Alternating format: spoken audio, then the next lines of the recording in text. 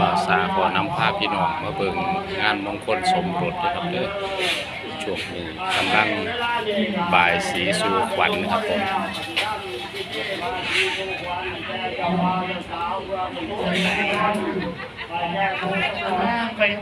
ซึ่งพ่อพรามนะครับก็ได้รับความอนุเคราะห์จาก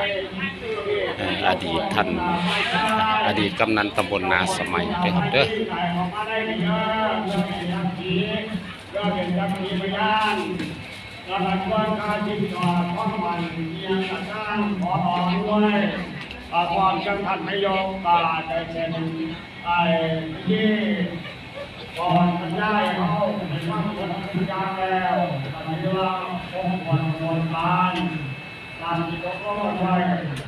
เป็นคนเจ้าบ่าวที่จะทำกองวันใหญ่ผู้ชายผู้หญิงเราเป็นผู้ว่าผู้ว่าการทำไปเรียนเรียนต่อไปต่อไปว่าเอาเรียนเอาไปบ้านขอบคุณครับสวัสดีครับ